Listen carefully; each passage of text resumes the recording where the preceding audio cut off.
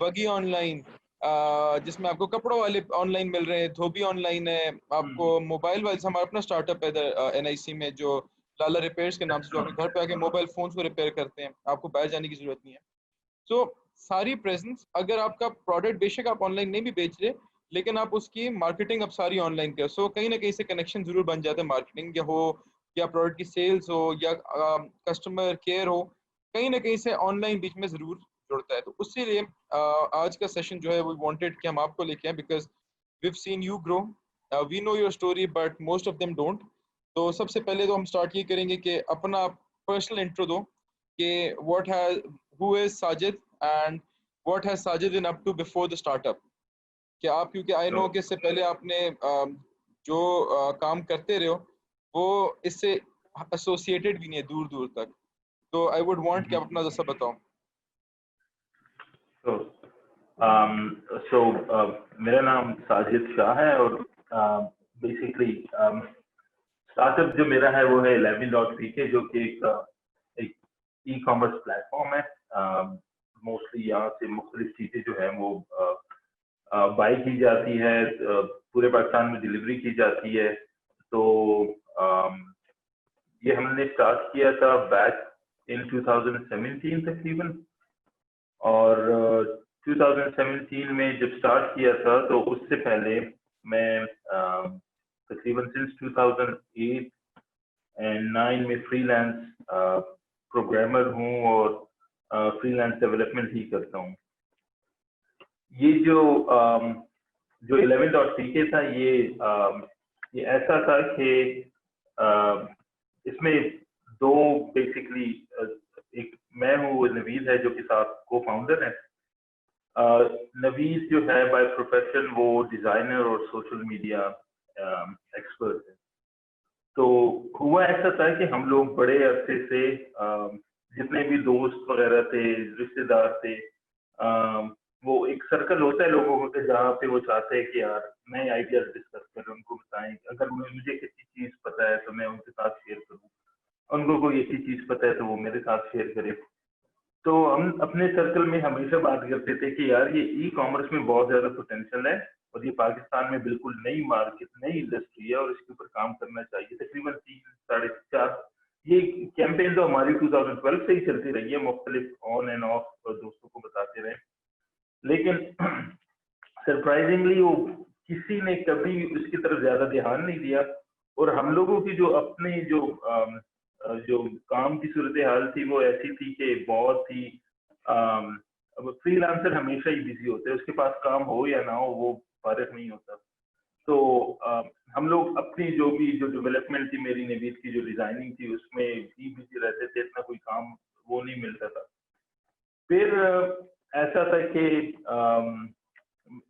मेरी एक हॉबी थी कि जो भी थोड़ी मुख्तलिफ चीज, जैसे ज्यादातर लोग करते हैं कि अली एक्सप्रेस पे देख ली तो वो जाके खरीद ली, एक महीने बाद आ जाए तो वो ऐसे फील होता था कि यार वो कोई गिफ्ट ही आया है अपनी तरफ से, क्योंकि महीने बाद बंदा भूला हुआ होता है, वो आ जाता है तो बड़ी अच्छी फीलिंग आती है। तो वो ऐसे ही तकरीबन हर 2 हफ्ते बाद कोई ना कोई प्रोडक्ट आती रहती थी, जो कि जो मैं भूला भी होता था, लेकिन वो खोल के ना वो बड़ा वो मजा आता था कि यार ये देखो ये वो प्रोडक्ट है, फिर याद आता था कैसे ये कब खरीदी थी। तो ऐसे हम लोगों ने खरीदे थे कुछ हेडफोन्स थे, वो थोड़े फंकी किस्म के थे, एयरफोन्स थे बेसिकली, वो खरीदे थे। और वो आके ये जो साइड पे ये टेबल मेरी पड़ी है, तो ये यहाँ पे तकरीबन इस ऑफिस में नहीं थी, वो दूसरे ऑफिस में थे, लेकिन यही साइड टेबल थी। इस पे तकरीबन वो पड़े तकरीबन कोई 1 महीना 1.5 महीना गुजर गया, और मैं नवीद से अक्सर कहता था कि यार ट्राई करो, कैंपेन रन करते हैं, देखते हैं अगर ये चीज कोई और भी खरीदते कि नहीं खरीदता। अब मजे की बात, हमने खरीदी थी वो अली एक्सप्रेस से, 2 ही पीस आए थे हमारे पास और वो इधर पड़े थे। वो 1.5 महीने में एक दिन एक दोस्त आके एक ले गया और दूसरा हमारे पास एक ही रह गया। वो फिर एक और दोस्त आया, वो भी ले गया, लेकिन उसकी तस्वीरें हमने ली थी, वो भी पड़े उनको ले जाए हुए भी महीना गुजर गया। उसके बाद एक दिन वैसे ही पता नहीं नवीद के दिल में क्या ख्याल आया, उसने उसकी कैंपेन लगा दी। कैंपेन लगाई तो जनाब 4 दिन में हमारे पास कोई 70+ ऑर्डर्स आ गए। और टोटल उस पे इसलिए कोई ऐसा तो एक्सपेंस हुआ नहीं था। अब यार ऑर्डर्स तो आ गए, अब खरीदा तो हमने वो अली एक्सप्रेस से था, अब वो उसके साथ करें तो क्या करें, कहाँ से लाएं, अब हमारे पास तो वो प्रोडक्ट ही नहीं है। खैर ये अक्सर औकात में जब आपके सर पे एक चीज आती है ना, तो फिर आप उसका हल निकालते हैं कि यार अब क्या करूं। अगर ये ऑर्डर्स ना आते तो जाहिर है हमने कभी भी नहीं नहीं उसका कोई सोल्यूशन निकालना था। फिर उसके बाद वो ढूंढना शुरू किया, नहीं मिल रहा नहीं मिल रहा, जिधर वो थोड़ी बहुत यहाँ पे पिशावर में पता था वहां पे देखी, वो थे भी बड़े फंकी किस्म के, तो ऐसा मिलना भी उनका कोई पॉसिबल नहीं था ज्यादा। वो ढूंढते ढूंढते ढूंढते ना अल्लाह का करना ये हुआ कि जो हमारा ये माल रोड पे ऑफिस हुआ करता था उन दिनों में, ये स्टैंडर्ड चार्टर्ड बैंक के पास, तो बिल्कुल ही ऑपोजिट जो तख्तुल जुमात है उसके सामने ये मोबाइल मार्केट है। तो इत्तेफाक से वहां पे किसी बंदे ने वही फंकी वाले ईयरफोन खरीदे थे, शायद उसके पास लॉट थी पूरी, और वो पिछले साल से तकरीबन वो उसको बेचने की कोशिश कर रहा था, कोई खरीद नहीं रहा था। तो वो हमें कहीं से उसका पता लगा, जाके उसके साथ बात की है, तो तकरीबन कोई 150-200 पीसेस के पास से वो सारे हमने खरीद लिए और वो भिजवाने शुरू कर दिए। अब ये भी नहीं पता कि यार भिजवाएंगे कैसे वगैरह, वो काफी एक जाहिर है एक ऑर्डर जब आता है तो उसको प्रोसेस करने में पूरे पूरे प्रोसेसेस बनते हैं, तो कुछ भी नहीं था, तो वो सारा कुछ डिस्कवर भी करना और उसको करना भी, तो वो एक सारा प्रोसेस हम बनाते गए, डिस्पैच कैसे करना है। पहले वो टीसीएस वालों की मिलते करते कि यार अकाउंट बना दो कोई, वो उनकी अपनी वो कहानियां थी। खैर वो अकाउंट बन गया, फिर उसके बाद वो उसको डिस्पैच करने का सील सारा किया, अक्सर चीजें जाते हुए टूट जाती थी, तो वो उसका सोल्यूशन निकालना, काफी चीजें करते करते करते करते आखिरकार वो जो हमारे पास वो 60 से ऑर्डर्स बढ़ते बढ़ते कोई 100-150 तक पहुंच गए थे। वो हमने जी 100-150 ऑर्डर्स हमने भिजवा दिए। अब थे वो ब्लूटूथ ईयरफोन्स थे, और साल से उस बंदे के पास पड़े थे, वो उसको बेच नहीं पा रहा था। तो अब ये ब्लूटूथ और ये जो बैटरी ऑपरेटेड प्रोडक्ट्स होती हैं, तो इसकी लाइफ जो है वो बड़ी कम होती है, स्पेशली अगर इसकी बैटरी यूज में ना हो और ये वैसे ही पड़े हो, तो वो बड़े जल्दी खराब हो जाते हैं। तो जब वो प्रोडक्ट तो चले गए, हम बड़े खुश थे कि यार हमने प्रोडक्ट डिलीवर कर दिए। 2-3 दिन के बाद जब उसकी डिलीवरी होने लगी, उसके बाद धड़ कंप्लेंट, जी काम नहीं कर रहा, जी 5 मिनट काम करते, 10 मिनट काम करते। हमने टेस्टिंग की थी, वो 2-4 मिनट की टेस्टिंग थी, उस पर काम कर रहा था, लेकिन लोग तो गिनते गिनते वो एयरफोन्स लगा के फिर रहे होते थे। तो जनाब उसमें कंप्लेंट्स आना शुरू हो गई, यार अब कंप्लेंट्स आ रही, अब इसके साथ क्या करेंगे। और अब ईयरफोन्स हमने फिर चाइना से ऑर्डर कर दिए थे, लेकिन उनके आने में तकरीबन कोई लगने थे 2-2.5 माह लगने थे उसमें। तो खैर वो उसका वेट नहीं कर सकते, इधर कंप्लेंट्स कंटिन्यूसली आ रहे थे। खैर फिर ढूंढते ढूंढते ना हम, अब क्योंकि सर पे आ गई थी ना ये प्रॉब्लम, सर पे आ गई थी, अब इसको सॉल्व करना था। तो फिर गए हैं हम, लाहौर गए हैं, वहां पे घूमते फिरते हॉल रोड में फिरते रहे हैं। किसी ने बताया कि जी हॉल रोड पे ये चीजें मिलती हैं। अल्लाह का ये करना हुआ कि जनाब पूरा दिन घूमने फिरने के बाद, एक एक शॉप देखने के बाद, आखिर में एक और बंदा मिल गया जिसके पास 6 महीने से पड़ी हुई थी, वो बेच नहीं पा रहा था। तो मजे की बात ये ऐसे कोई अजीब से प्रोडक्ट थे कि जो कोई भी नहीं खरीदता था, और जब हम लोगों ने ऑनलाइन लगाए तो वो धड़ाधड़ वो इतनी कोई सेल, मेरे ख्याल में 400-500 हम लोगों ने एक लॉट चाइना से भी ऑर्डर किया था। यहाँ पे जो बंदा था इसके पास मेरे हिसाब से कोई 300-400 पीसेस उसके पास पड़े थे, वो हम 200-200 की, शायद 400 से भी ज्यादा थे, 200-200 की कंसाइनमेंट हम उससे मंगवाते रहे। उसकी क्वालिटी निस्बतन बेहतर थी जो लाहौर से आए थे। तो वो सबको हमने जिन जिन की कंप्लेंट थी सबको रिप्लेसमेंट भिजवाना शुरू कर दी, और बस वहां से फिर कुछ और प्रोडक्ट्स हाथ में मिल गए, उधर ही हाल रोड से आगे पीछे करके उसके ऊपर एक्सपेरिमेंट शुरू किए, करते करते फिर उसमें ब्लैक फ्राइडे गालिबन उसका टाइम था, तो वो आ गई जनाब, उसमें किया। तो वो उस दौरान फिर एक दोस्त था, वो कह रहा था कि यार अब ये तुम लोग ये ईयरफोन्स लगा रहे हो, मेरे लिए भी कुछ बेच दो। तो वो ऐसा दोस्त है कि उसको इनकार कर नहीं सकते थे, तो मैंने सोचा यार चलो तुम्हारे लिए हम बैग्स लगाते हैं। तो उसने क्या किया, उसने चाइना में बाइंग की बैग्स की, और बैग्स को आने में कोई 1.5 माह लगने थे। तो वो बैग्स तो आए नहीं। हम लोगों ने ब्लैक फ्राइडे में ये किया कि फ्री ऑर्डर्स लगा दिए, तो जनाब वो लोग उसके भी अच्छे खासे ऑर्डर्स आए, तकरीबन कोई 70 प्लस उसके भी उसी वो टाइम स्पैन में जो जो जो सेल पीरियड था उसमें उसके भी ऑर्डर्स आ गए। और जो ईयरफोन्स के थे इसके तो अच्छे खासे ऑर्डर्स उन दिनों में चल रहे थे।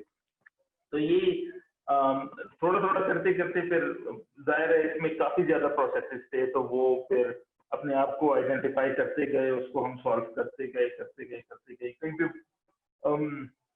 बहुत बेशुमार गलतियां करते गए, हर गलती के बाद उससे सबक हासिल करके उसको फिक्स करते गए, और ऐसे में करते हुए आज हमें गालिबन कोई 4 साल मुकम्मल होने को है कि ये बिजनेस जो है वो इंडिपेंडेंटली चल रहा है।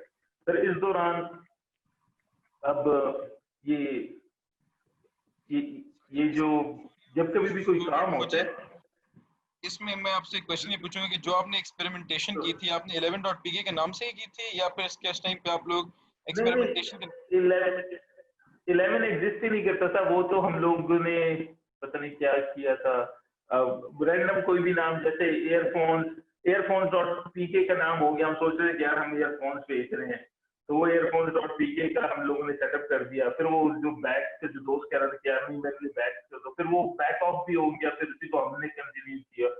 तो उसके लिए हम लोगों ने सेटअप रखा कि यार क्योंकि ये अब अलग है, एक और बंदा इसमें इन्वॉल्व है, तो इसको हमने बैग्स डॉट पीके कर दिया, और वेबसाइट हमने कोई नहीं बनाई थी। इवन दो मैं प्रोफेशनल डेवलपर हूँ, वेबसाइट और ये चीजें मैं this is what I do, लेकिन हम क्योंकि पास्ट में बहुत सारे वेंचर्स में मेरे बड़े फील्ड एक्सपेरिमेंट्स रहे हैं, जो कि अच्छी खासी इन्वेस्टमेंट करने के बाद उसमें अच्छा खासा लॉस करता रहा हूँ। मेरे ख्याल में कोई 7-8 ऐसे वेंचर्स रहे हैं मेरे पास में 2008 एंड 9।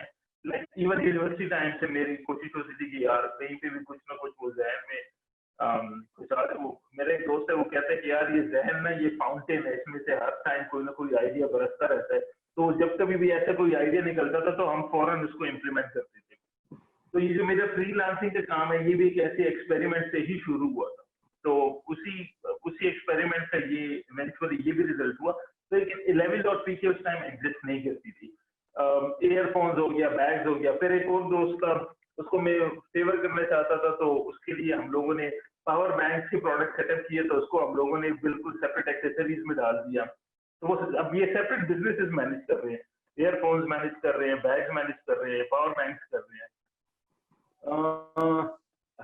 और भी इसमें 6-7 कैटेगरी थी टोटल, अब इतना मुझे शायद अच्छे से याद नहीं भी आ रहा, लेकिन काफी प्रोडक्ट्स के ऊपर हम लोग ये एक्सपेरिमेंट करते रहे।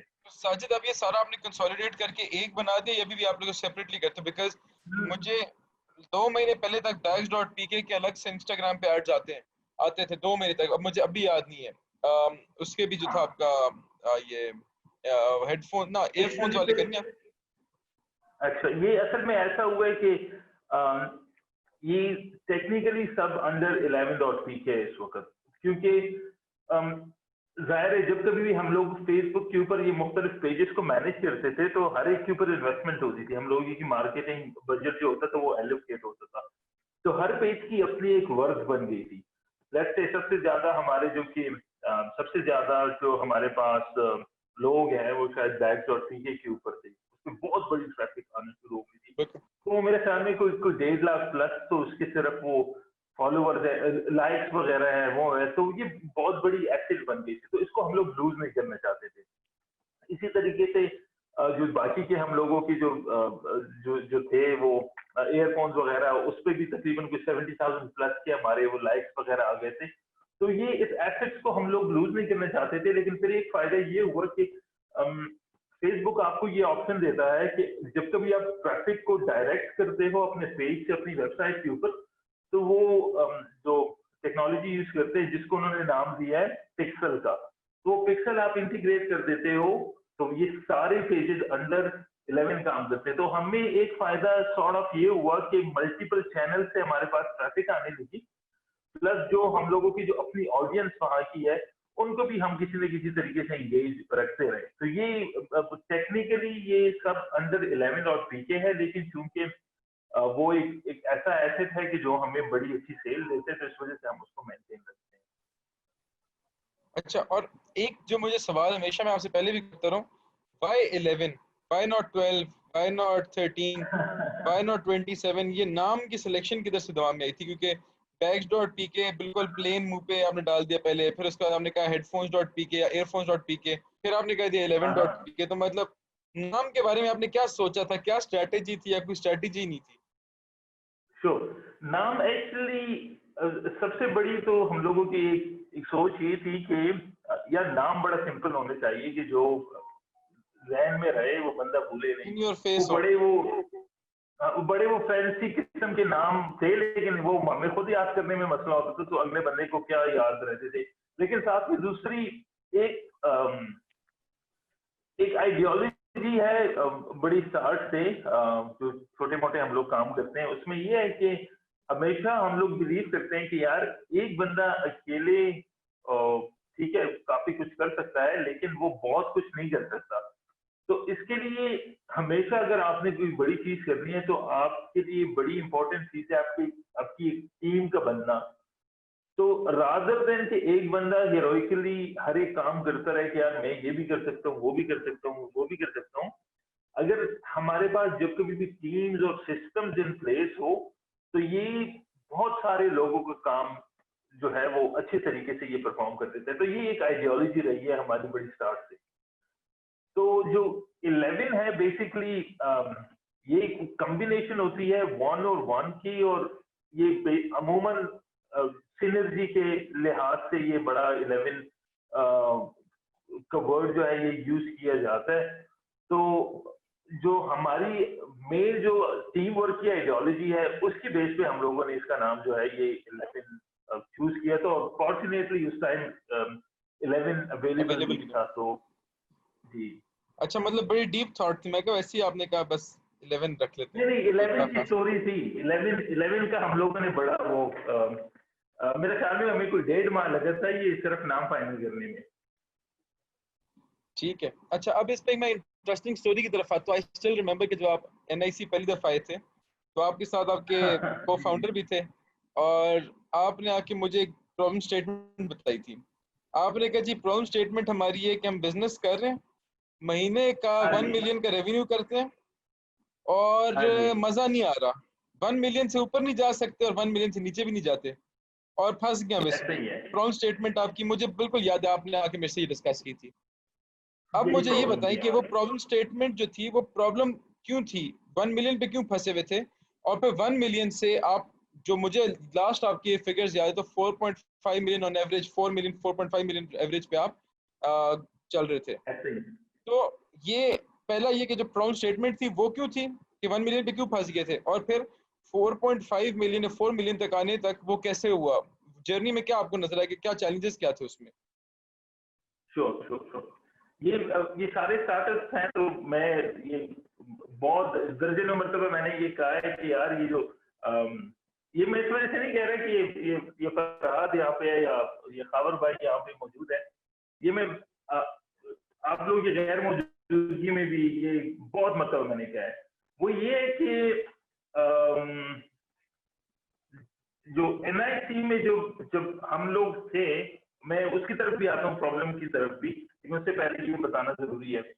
जब एनआईसी में हम लोग थे, तो अ, बड़ा जल्दी मुझे एक चीज रियलाइज हुई कि यार यहाँ पर बहुत सारी चीजें अवेलेबल है, और ऐसे ही अवेलेबल है कि जैसे आप मार्केट में जाते हो तो आपको बहुत सारी चीजें मिल जाती हैं। जैसे कि मेरा इंटरेस्ट इलेक्ट्रॉनिक्स गैजेट्स में बहुत ज्यादा है, तो ये गुलाजी या किसी भी मार्केट में जाके मैं जब कभी भी जाता हूँ, तो हर एक चीज से मैं फैसिनेट होता रहता हूँ कि यार ये प्रिंटर्स ऐसे हो गए हैं, अच्छे ये स्कैनर्स ऐसे हो गए हैं, अच्छे ये जो लैपटॉप की स्पेक्स ऐसी हो गई हैं, अच्छे ये कंप्यूटर ऐसे हो गए। तो वो हर एक चीज ना मुझे बड़ा मायल करती है। तो काफी घंटे गुजारने के बाद फिर मुझे जैसे माउस लेना होता है, मैं वही 200-250 रुपए का माउस लेके वापस आ जाता हूँ, लेकिन मेरे 2-2.5 घंटे वहां पे वैसे ही लग जाते हैं। तो अपनी इस वो आदत से बड़ा मुझे पता था कि यार ये प्रॉब्लम है मुझ में। अब इस बात को यहाँ पे याद रखिएगा, मैं वो प्रॉब्लम स्टेटमेंट की तरफ आता हूँ। तो बेसिकली ऐसा था कि हम लोग 1 मिलियन पे स्टक हो गए थे। हमारी सेल तकरीबन काफी महीनों से ना ऊपर जा रही थी और ना नीचे आ रही थी, और प्रॉब्लम बहुत बड़ी ये थी कि 1 मिलियन में ना हम लोग कोई प्रॉफिट कर रहे थे और ना एज सच लॉस कर रहे थे। अब नो प्रॉफिट नो लॉस की कंडीशन तो बड़ी अच्छी है, लेकिन प्रॉब्लम ज्यादा एक ये टाइम थी तक कि मैं एक टाइम तक ऑलरेडी फ्रीलांस, एक टाइम तक मैं भी फ्रीलांसिंग कर रहा था, नवीद भी फ्रीलांसिंग कर रहा था, तो नवीद ने अपनी फ्रीलांसिंग के टाइम इसको देना शुरू कर दिया था, विच मींस कि उसको वहां से पैसे कमाने जरूरी थे, क्योंकि अब अगर एक बंदा पैसे नहीं कमा रहा और वो स्ट्रगल शुरू करता है तो दैट वो एक्सेप्टेबल है। लेकिन एक बंदा ऑलरेडी उसकी एक लाइफ चल रही है, एक लाइफ स्टाइल चल रहा है, और वो उसको रोक के और वो एक नई चीज शुरू करता है, तो ये बहुत तकलीफ देह मरहला होता है। तो जितना और ये चीज इसमें सॉरी मैं फिर से आई एम ड्रैग हो कटिंग यू रही ऑन थी। दिस साजिद, बट इसमें बहुत इंपॉर्टेंट है कि मैं सबको ये बताऊं कि साजिद और नवीर दोनों जो है फ्रीलांसर्स ऐसे नहीं कि बस रैंडम फ्रीलांसर्स हैं, they are making good money out of freelancing. और साजिद जो है आपकी एक रैंकिंग मुझे याद पड़ती है कि देयर वाज दिस रैंकिंग, और जो नंबर मैंने पढ़ा था कि the earnings that is doing from freelancing actually shock me, और मैं जीरोस गिन रहा था असल में कि ये सच है कि झूठ है। सो ये नहीं कि दे वर जस्ट डूइंग 30,000 या 40,000 रुपीज वाली फ्रीलांसिंग, ये काफी अच्छे लेवल वाली फ्रीलांसिंग करते हैं दोनों। तो साजिद तो भी कह रहे मेरे ख्याल से नवीद ने छुई। जी, अब मेरी अभी भी फुल टाइम फ्रीलांसिंग ही मैं करता हूँ। फ्रीलांसिंग के हवाले से बता दूं, जो अपवर्क की जो अपनी इंटरनल रेटिंग्स होती हैं, उसमें जो वेब एप्लीकेशंस की डेवलपमेंट है और मोबाइल एप्लीकेशन की डेवलपमेंट है, उसके अपवर्क के टॉप 1% के अंडर जो डेवलपर्स हैं उसमें मैं आता हूँ। और नवीद की जो है वो ग्लोबली उसकी जो क्राउड डिजाइन की साइट है, उसकी टॉप 40 डिजाइनर्स में वो आता था। अभी उसकी रेटिंग 11 की वजह से काफी ज्यादा खराब हुई है, लेकिन वो हमेशा से उसने टॉप 50 को मेंटेन रखा हुआ था। एनीवे, तो ये बहुत बड़ी प्रॉब्लम थी कि वो प्रॉफिट यहाँ से कोई पैसे नहीं बन रहे थे कि वो अपने वो एक्सपेंसेस को मीट कर पाता। तो इस वजह से हम लोग ये प्लान कर रहे थे कि इसको यार हम लोग शट डाउन करते हैं, क्योंकि हम लोग नहीं अफोर्ड कर सकते इस सिचुएशन में इस चीज को रखना। फिर ऑफ कोर्स जब जिन दिनों में ये एनआईसी को ज्वाइन करना था, मैं जल्दी से ये 2 मिनट में इसकी स्टोरी बता दूं। तो ये बड़ा एक्सीडेंटल था, क्योंकि सबसे पहले तो ये पहले जो जो पहला वो था, पहला बैच था, उसमें हम लोग आ रहे थे। तो उससे पहले एक आध एक्सपीरियंस मेरा गुजरा था। वो सिर्फ वो नॉलेज शेयरिंग के लिए मैं थोड़ा सा एक्सप्लेन कर दूं। जब ये आईटी बोर्ड हमारा बन रहा था, जब आईटी पार्क बन रहा था, तो उसकी जो इनिशियली जितने भी वो जो इवेंट्स थे उसमें हम लोग बड़े इन्वॉल्व थे। मेरी कंपनी हुआ करती थी with a partner, it was called Deans Techno. उस जमाने में 2012 की बात है। तो ये आईटी पार्क में हम बहुत ज्यादा इन्वॉल्व थे। वहां पे एक इंक्यूबेशन सेंटर बना था।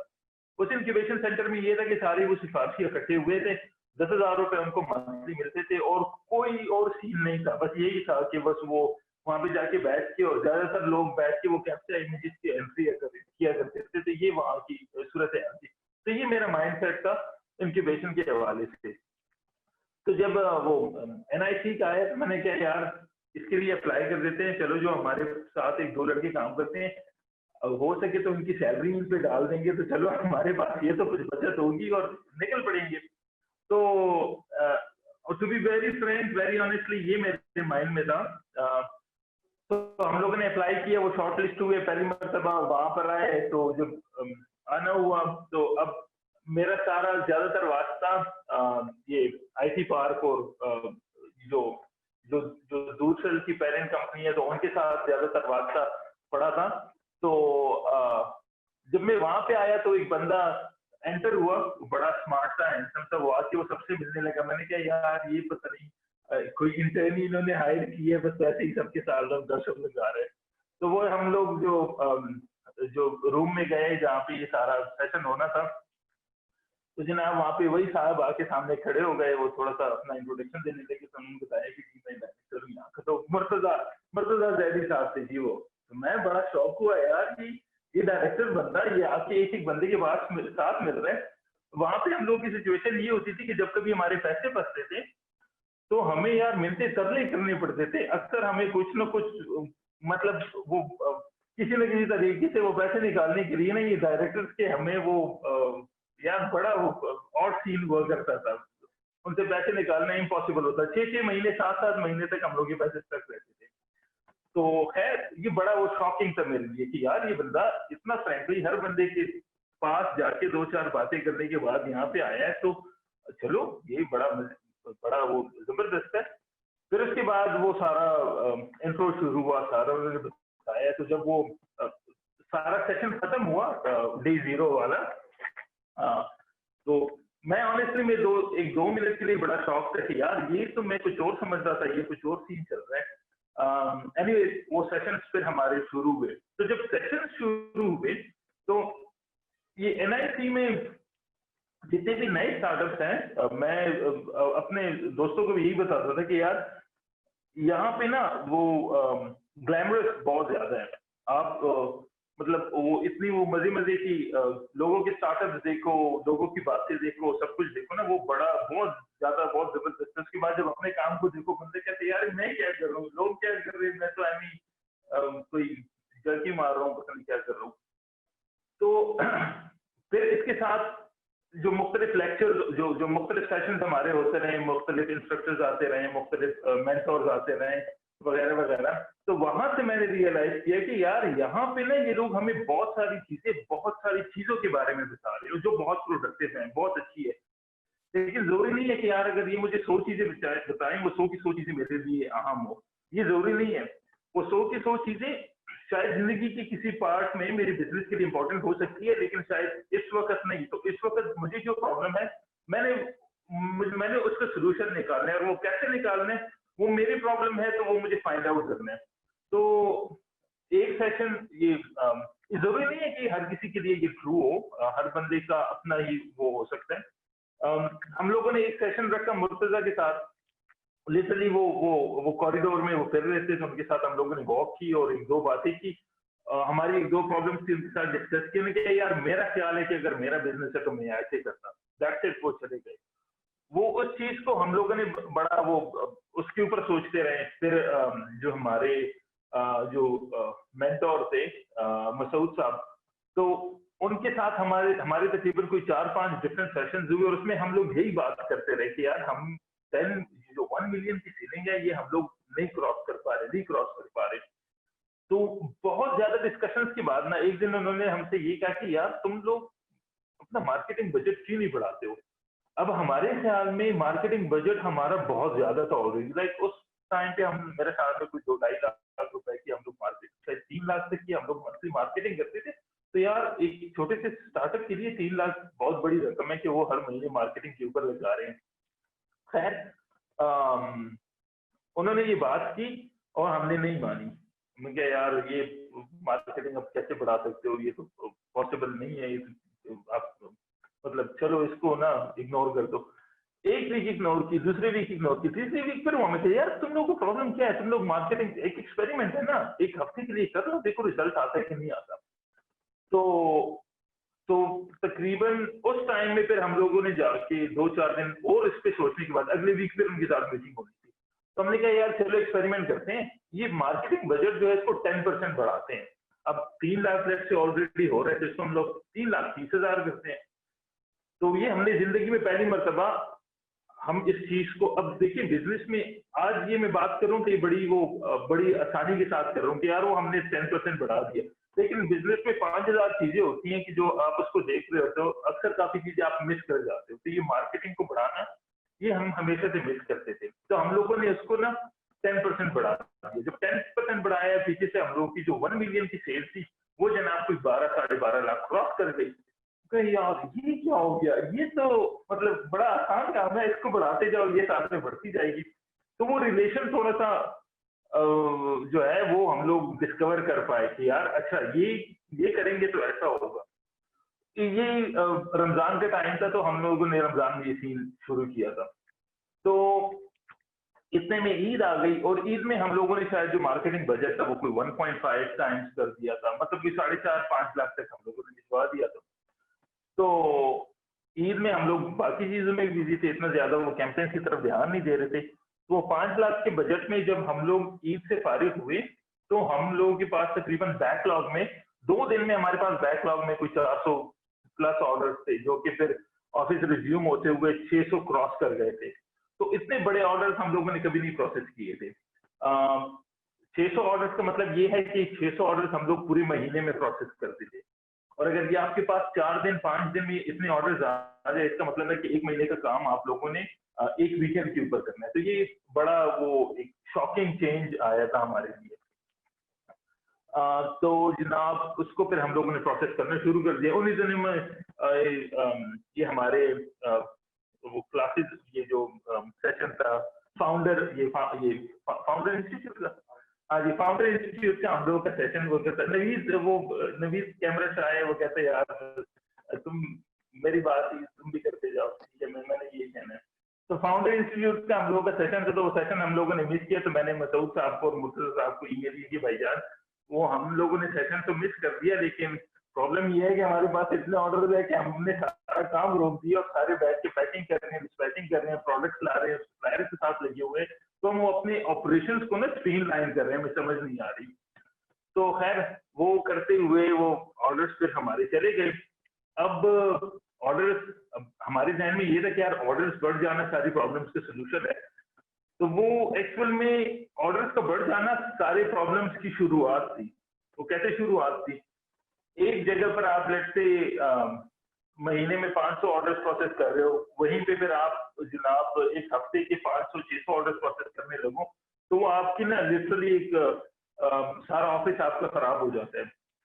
टेबल्स पे जगह नहीं होती थी, यहाँ पे पैकिंग होती थी, चेयर्स पे जगह नहीं होती थी। ऑफिस ऑफिस जाते तो आपको 10 मिनट लगते थे यार अपनी जगह बनाने के लिए कि जहाँ पे आप बैठ सको। कहीं कहीं पे सप्लाईज पड़ी होती थी। अब ये तो फ्रीलांसर्स ऑफिस से इधर ना कोई आता है ना कोई जाता है। 2-3 बंदे हम लोग बैठे होते थे, बड़े मजे से पूरे दिन में 2 मरतबा एक दूसरे से बात करते थे, बाकी अपने कंप्यूटर में ही वो गुम रहते थे। तो ऐसे हम लोगों की जिंदगी थी। ऊपर से आप ऑफिस जाते हो तो यार बैठने की जगह भी ना हो। फिर हम लोगों ने ऑफिस शिफ्ट किया अपने लिए। तो अल्हम्दुलिल्लाह वो सॉफ्टवेयर डेवलपमेंट में करता था, तो अपने लिए छोटी सी एप्लीकेशन बनाई चीजों को ऑर्गेनाइज करने के लिए।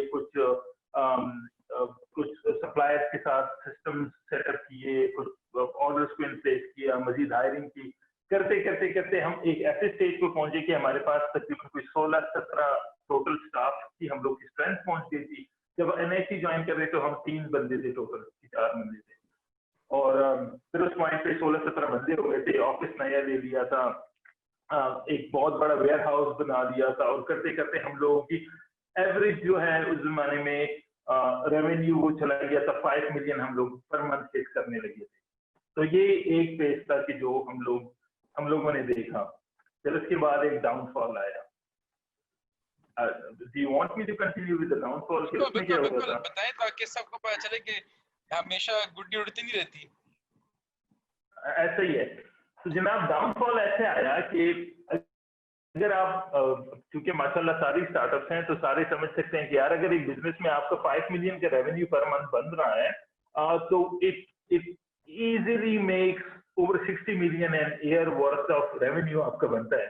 तो अब वो 5 मिलियन के रेवेन्यू को मेंटेन करने के लिए आपको एक सर्टेन लेवल की सप्लाई चाहिए होती है। वेयर हाउस और सेटअप और टीम को बढ़ाना, ये सारा कुछ करना इसलिए जरूरी था क्योंकि हम लोग इस 5 मिलियन को हम लोगों ने बढ़ाना था। हमारा टारगेट था कि हम लोग 8 मिलियन को हिट करें इन 6 months period of time.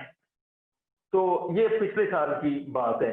Exactly last year जनवरी में क्या हुआ कि डॉलर फ्लक्चुएट होने लगा, रुपी डेप्रिशिएट होने लगी और डॉलर जो है वो महंगा हो गया।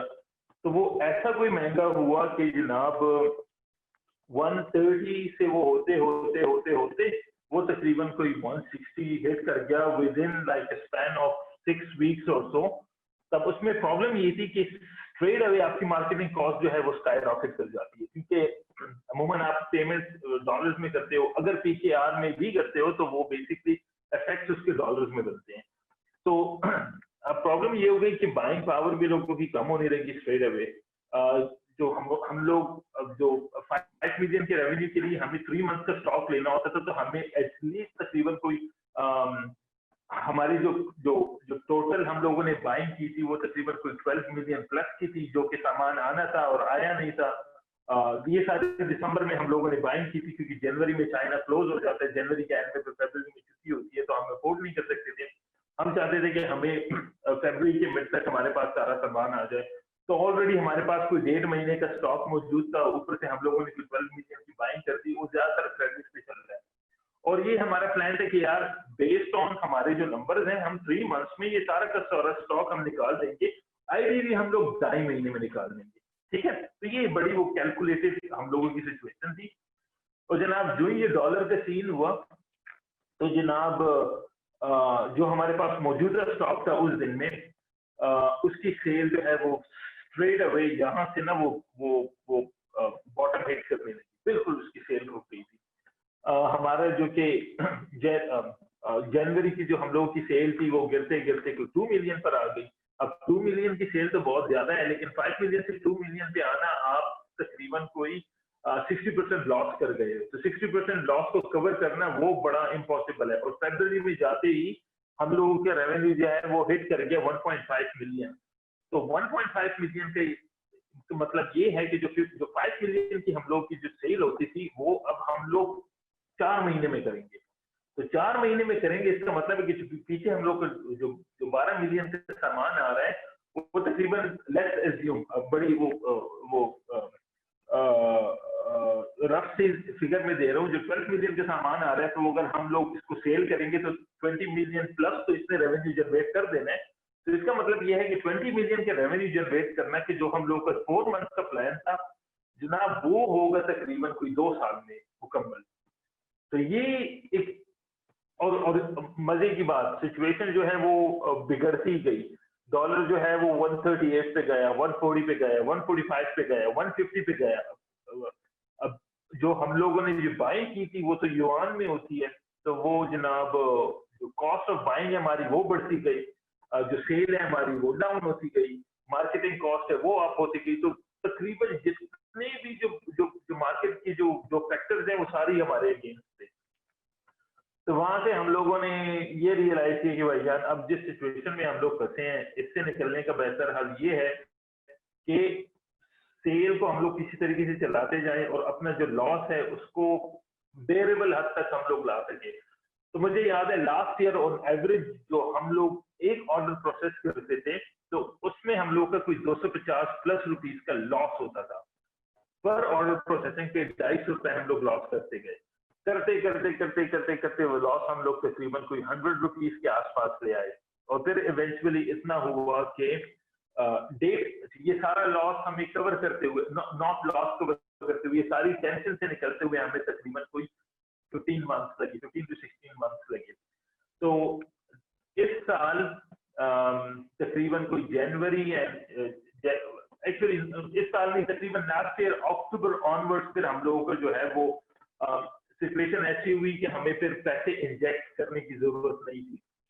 अदरवाइज जनवरी से लेके अक्टूबर तक तकरीबन हम थ्रू आउट इसमें पैसे, क्योंकि जो ऑर्डर के साथ लॉस होता था वो जरूरी इसलिए था क्योंकि लॉस ना करे तो चीजों को बिल्कुल ही नहीं मैनेज कर पाएंगे, हम लिटरली बैंकरप्सी की सिचुएशन पे पहुंचने वाले थे।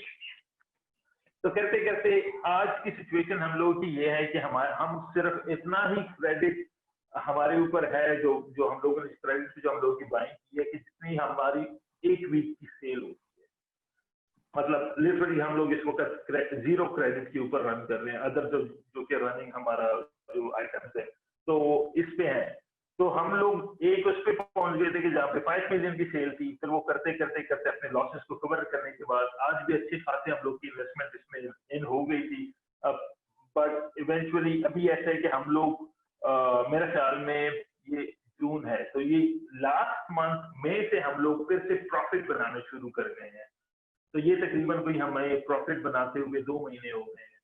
तो अब देखते हैं कि ये इंशाल्लाह ये रेस्ट ऑफ ये जो नया जो फाइनेंशियल ईयर है ये कैसे गुजरता है, और नेक्स्ट 6 मंथ है ये कैसे गुजरते हैं। तो ये एक वो फिल्मी सी स्टोरी है हमारी लैंड और पीछे की। ये तो बड़ी अच्छी स्टोरी है। मुझे ना एक दो आपसे क्वेश्चंस पूछने में स्टार्टअप्स के लिए कि आप जब प्रोजेक्शंस बनाते हो तो कितने मंथ की प्रोजेक्शन बनाते हो सेल्स की, और उसमें जो प्रोजेक्शंस होती हैं वो कितनी आपकी एक्यूरेट होती है और किन उस पे बनाते हो? मतलब किसी भी चीज़ को बेंचमार्क करते हो कि लास्ट मंथ की परफॉर्मेंस थी या लास्ट क्वार्टर की परफॉर्मेंस थी, इस पे इतना हमने ऐड करना है, क्योंकि प्रोजेक्शंस बनती किस तरह, आप क्या करते हो?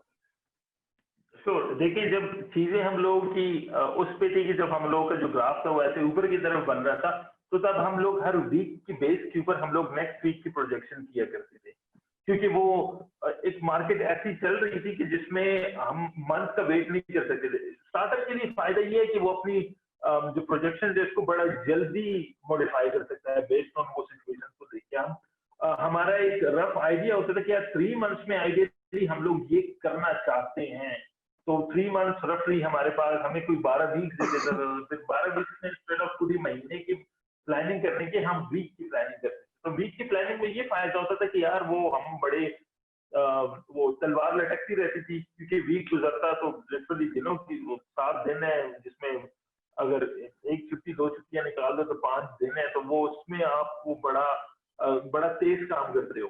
तो यही वीकली प्रोजेक्शन हमारी होती थी, और वीक के एंड पे हम लोग उसको टैली करते थे कि यार जो हमारी प्रोजेक्टेड जो एस्टिमेट्स है उसको हम लोग मीट कर रहे हैं कि नहीं मीट कर पा रहे हैं। मुझे याद है कि जो 2018 में जो हमारी प्रोजेक्शंस पर वीक की हुआ करती थी, वो हम लिटरली 10% के इंक्रीमेंट 10% का हम लोगों ने टारगेट रखा था कि हम हर वीक 10% बीट करेंगे। मतलब अगर लास्ट वीक हम लोगों ने 1 लाख का रेवेन्यू किया है, तो इस वीक हम लोग 1,10,000 की करेंगे, फिर अगले वीक में हम लोग 1,21,000 का रेवेन्यू करेंगे। तो वो हर वीक हम लोग 10% प्लस पे जाते थे। और मुझे याद है कि ऐसे वीक्स हमारे गुजरे कि जिसमें हम लोगों के 200 और 300% तक हम लोगों ने अचीव किया, और फिर उसी को हम लोगों ने अगले वीक में 10% मजीद बढ़ाया है। तो वो वीकली प्रोजेक्शंस हमारे लिए बड़ा फायदेमंद रही है। तो इसमें मुझे बताओ कि जब इतना भी आपको मसला जब आना शुरू हो गया, जब डॉलर महंगा हो गया सारा, और हर ऑर्डर पे 200 रुपए का नुकसान था, 250 रुपए का, तो दिमाग में ये चीज़ नहीं है कि हम लोग बिजनेस को थोड़े अरसे के लिए बंद कर दें, थोड़े अरसे के लिए इसको होल्ड कर दें, या फिर ऐसे ऐसे प्रोडक्ट्स बेचें जो कि जिसमें लॉस ना हो, हम लोगों को कवर हो जाए लॉस, ऐसी चीज़ नहीं सोची आपने? बिल्कुल सोचिए, ये तो बड़ा जबरदस्त तरीका होता है अगर हम लोग ऐसे कर सकते हैं। कभी कभार आप ऐसे सिचुएशन में होते हैं कि जहां पे भागना पॉसिबल नहीं होता। अब ऐसा था कि जो हमारे अक्सर सप्लायर्स ऐसे थे कि जिनके साथ हमारी कमिटमेंट्स हुआ करती थी। अब लेट्स से एक ही सप्लायर की हम लोगों की तकरीबन कोई 5 मिलियन प्लस का हम लोगों का क्रेडिट करा गया था। तो 5 मिलियन का मतलब ये है कि हम लोगों की वीकली लेट्स से देखिए, आपकी क्रेडिट लाइन होती है और एक टाइम पीरियड होता है। तो हमारा जो टाइम पीरियड अमूमन था वो तकरीबन कोई 3 मंथ्स का हुआ करता था। तो अब आप ऐसे कर नहीं सकते हो कि यार आप आपका 3 मंथ्स की कमिटमेंट है, तो 3 मंथ्स में आपने पूरा करना है। तो वो उन उन उन उन कमिटमेंट्स को पूरा करने के लिए हम ये जो जो 200-250 रुपए का लॉस था ये बेयर करते रहे कि चलो यार इस मुसीबत से निकल जाए, एक मरतबा ये चीजें सेटल हो जाए तो इवेंचुअली अगर आज लॉस का दिन है तो कोई नहीं यार, कल प्रॉफिट का भी हो जाएगा। ठीक है, ठीक है। विद दिस मैं और क्वेश्चंस जो है, इसको आपने मेरे सारे क्वेश्चंस को तो बड़ी अच्छी तरह से आपने खुद ही आंसर कर दिया। मैं अब चाहूंगा कि जो हमारे स्टार्टअप्स हैं, if they have any questions they can unmute themselves, introduce themself, और साथ सवाल करें। एंड अगर आप लोग अपने कैमरास ऑन कर सकते हो इफ पॉसिबल तो ज़्यादा बेहतर होता है, अगर आप करके साथ क्वेश्चन कर लो, बट अगर आपने नहीं करना बेशक आपकी मर्जी है। So if anyone has any question, अपने को आप अनम्यूट करके आप क्वेश्चन कर सकते हो।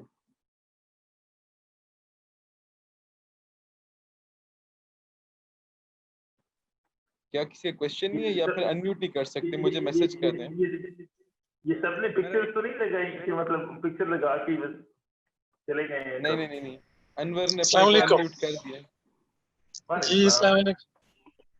साजिद वालेकुम। भाई, हम NIC पेशावर में इनकी बेटी है जरकून एंटरप्राइजेज के नाम से हमारा स्टार्टअप है। हम बेसिकली वुलन शॉल्स बनाते हैं सवात में, फिर हैंड एम्ब्रॉयडरीज उस पर करा के फिर आगे मार्केट में हम सेल करते हैं। अभी हम प्रोसेस में हैं कि हम अपना ऑनलाइन जो प्लेटफॉर्म है या वेबसाइट है या ई शॉप जो भी आप कह सकते हैं वो हम बनाना चाह रहे हैं। आपके एक्सपीरियंस से हम एक फ़ायदा उठाना चाहेंगे और क्वेश्चन मेरा ये है कि आया ये ई शॉप चलाने के लिए हमें डेडिकेटेड टीम मतलब चाहिए होगी? कितनी बंदों की टीम अगर हम रख लें तो ये बेहतर तरीके से हो जाएगी, या हम खुद ही इसको मतलब कर सकेंगे? क्योंकि हम में से जो जो फाउंडर्स और को फाउंडर्स हैं, हम में से आईटी बैकग्राउंड का कोई नहीं है। ओके, ठीक है। देखें, मैं बड़ा वो बरादराना मशवरा दूं आपको, तो कोशिश करें कि नंबर 1 डेडिकेटेड टीम की तरफ तो अभी बिल्कुल भी ना सोचे, और ज्यादा अच्छी बात ये होगी कि आप इवन डेडिकेटेड एक बंदे को भी ना रखे इस पॉइंट पे। वो इसलिए कि देखिए, हर स्टार्टअप के स्टार्ट में ना बहुत ज्यादा मसले होते हैं। एक एक्स्ट्रा एम्प्लॉई के रखने का मतलब ये है कि आपके ओवरहेड्स बढ़ गए, आपकी रिस्पॉन्सिबिलिटी बढ़ गई। तो अगर शुरू में बेशक आप आई एम श्योर अगर ये फरहाद भाई के साथ आप डिस्कस करें तो आई एम श्योर कि वो आपको इसमें डेफिनेटली कोई ना कोई रिकमेंड कर देगा कि जो आपके लिए एक सिंपल सी ना वर्डप्रेस की साइट बना दे। मेरे ख्याल में इतनी बड़ी कोई इसके ऊपर आपकी इन्वेस्टमेंट नहीं जा रही। और अगर अभी तक आप लोगों ने कोई एज सच अपनी मार्केटिंग नहीं शुरू की, आई एम नॉट श्योर कि आपने शुरू की है कि नहीं शुरू की, तो मैं थोड़ा सा बता दूं कि जब इवन दो कि मैं डेवलपर हूँ, 2008 से डेवलपमेंट करता हूँ, हम लोगों ने तकरीबन 6 महीने तक अपनी वेबसाइट नहीं बनाई थी। तो हम लोग, और रिमाइंड यू कि हम लोग ई कॉमर्स कंपनी थी, हम लोग सॉर्ट ऑफ वो ऑनलाइन चीजें बेचते थे। हम लोग बेचते कैसे थे? ये Google form, I am sure कि आप लोगों ने देखा होगा, अगर नहीं देखा तो ये सर्च कर लें गूगल फॉर्म कैसे बनता है। गूगल फॉर्म में जनाब आप नाम देते हैं, पिक्चर दे देते हैं, थोड़ी सी डिस्क्रिप्शन दे देते हैं। उस पर क्या करते हैं कि लोग आते हैं, फॉर्म को फिल करते हैं। हम लोगों ने वो एक चेक बॉक्सेस बनाए थे कि यार आपने ये लेना है, ये लेना है, और नीचे क्वेश्चंस क्या थे? Your name, address, phone number, email address, ये 4 चीजें उनसे हम लोग मांगते थे। वो फिल करते थे, हमें एक नोटिफिकेशन आ जाती थी। माइंड में ये रखिए कि पर्पस क्या है। पर्पस वेबसाइट बनाना है, या पर्पस आपके प्रोडक्ट को किसी तक पहुंचाना है? आई एम श्योर आपका पर्पस ये है कि यार ये किसी तक पहुंचा सके। इनिशियली सबसे पहले आप अपने लिए, मेरे हिसाब से, अब जो अगर आपके फेसबुक के पेजेस कोई नहीं बने, इंस्टाग्राम के अकाउंट्स अगर आप लोग के नहीं बने, ट्विटर के नहीं बने, ट्विटर में भी इतना इंपॉर्टेंट ना हो, लेकिन इंस्टाग्राम और फेसबुक के अगर नहीं बने तो प्लीज अपने अकाउंट्स बनाए।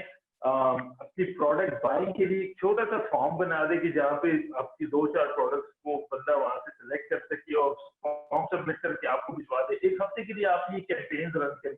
देखिए, आपके पास लीड्स आती हैं, आपके पास लोग कोई इसमें कितना कोई इंटरेस्ट शो करते हैं। ये ऐसी चीजें कि जो कॉल खत्म होने के बाद ना आपने लिटरली 10 मिनट में ही कर देना है, 10-15 मिनट से ज्यादा टाइम नहीं करना इस चीज के ऊपर। ये करने के बाद आप एटलीस्ट आपकी सॉर्ट ऑफ एक जगह बन जाएगी कि जहाँ से आपके ऑर्डर्स आना शुरू हो जाएंगे। फिर उसके बाद आप किसी भी ये पेशावर में माशाल्लाह से बहुत है आजकल डेवलपर, किसी भी फ्रीलांस डेवलपर को हायर करें, उसको कहें कि यार एक वू कॉमर्स की एक साइट सेटअप करनी है, ये कोड कैनियन वगैरह से थीम फॉरेस्ट से जाके उसके लिए थीम परचेज करे, साइट को सेटअप करे। इंशाल्लाह 2-4 दिन में आपकी साइट सेटअप हो जाएगी। उसके ऊपर अपने प्रोडक्ट्स को लिस्ट करे, वो सारा काम आपका अपना है। वो मेरे ख्याल में 2-3 घंटे में आप अपना कंटेंट, या 4 घंटे में, ज्यादा से ज्यादा 1 दिन में अपना कंटेंट आप लोग अपलोड कर देंगे, प्रोडक्ट्स लगा देंगे, और वहीं से प्लगइन शगइन्स देख के फेसबुक पिक्सल को कनेक्ट करें और मार्केटिंग कैंपेन शुरू करें। चीजों को डेड सिंपल रखिए, कोई चीजों को सुपर कॉम्प्लिकेट नहीं करें कि आपकी टीम हो जनाब, फिर वो बैठ के मशवरा करे, फिर उसके बाद वो एक सोल्यूशन निकाले, फिर उसके ऊपर काम करे। ऐसा कोई भी नहीं है। आपका मकसद ये है कि आपके पास ऑर्डर्स आते रहे। वो अलग करे कि आपको वर्ड ये मोबाइल जो है फोन के ऊपर आते हैं, वो आपको ईमेल के ऊपर आते हैं, वो आपको ये व्हाट्सएप के ऊपर आते हैं, वाइबर के ऊपर आते हैं, फेसबुक मैसेंजर के ऊपर आते हैं, कैसे भी आते हैं। आपका मकसद ये है कि आपके पास ऑर्डर्स आए। टीम बनाना, डेडिकेटेड लोग रखना, ये सारी चीजें फिर होती जाती है जब इसका अपना टाइम आता है।